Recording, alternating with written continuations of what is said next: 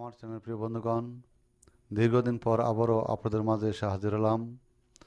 আমরা পোস্টার বা banner print করার পরে একটি বর্ডার দেখতে পাই। এই বর্ডারটি কীভাবে দেওয়া হয় তাই নিয়ে থাকছে আজকের টিউটোরিয়াল।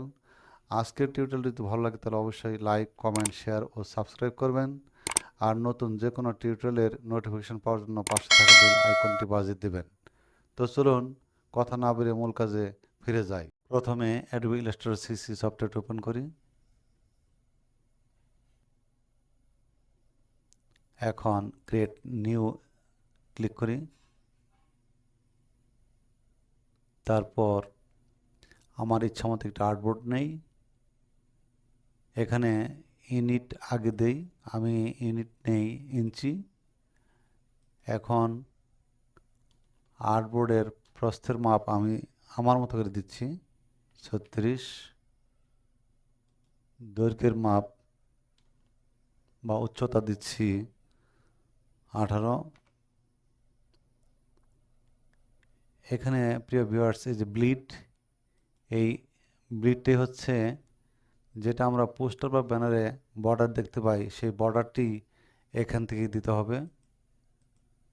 আমি আমার মতো করে দিচ্ছি। আমি দিলাম 0.5 ইঞ্চি। এটি হচ্ছে লিঙ্ক। এই লিঙ্ক করে দিলে এক জায়গায় পরিবর্তন করলে সব জায়গায় পরিবর্তন হবে, আর আনলিঙ্ক করলে প্রত্যেক জায়গায় আলাদা আলাদাভাবে পরিবর্তন করতে হয়।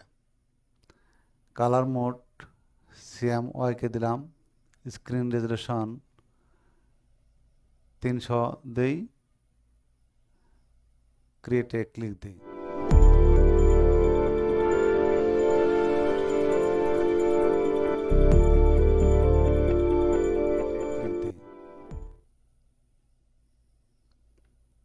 প্রিয় ভিউয়ার্স, এখানে আর্টবোর্ডের বাইরে যে লাল একটি বক্স দেখতে পাচ্ছি সেটি হচ্ছে ব্লিড। এখন রেক্টঅ্যাঙ্গল টুলটি নেই এবং ব্লিডের এক কর্নার থেকে মাউস চেপে ধরে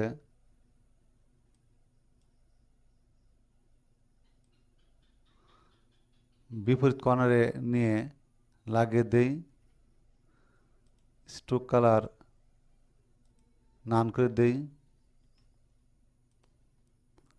এখন আমি আবারও রেক্ট্যাঙ্গল টুলটি নিয়ে এই কালো রেখা থেকে মাউসের লেফট বাটন চেপে ধরে ডান দিকে নিয়ে অপর প্রান্তের কালো রেখায় লাগিয়ে দিই। প্রিয় ভিউয়ার্স, এখন এখান থেকে মাউসের লেফট বাটন চেপে ধরে উপরে কালো রেখায় লাগিয়ে দিই। ঠিক একইভাবে নিচের কালো রেখায় লাগিয়ে দিই। এখন অবজেক্ট থেকে পাথ থেকে অফসেট পাথ।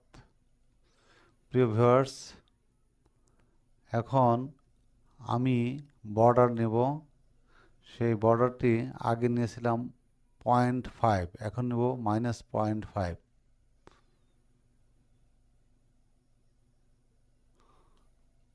ওকে দেই।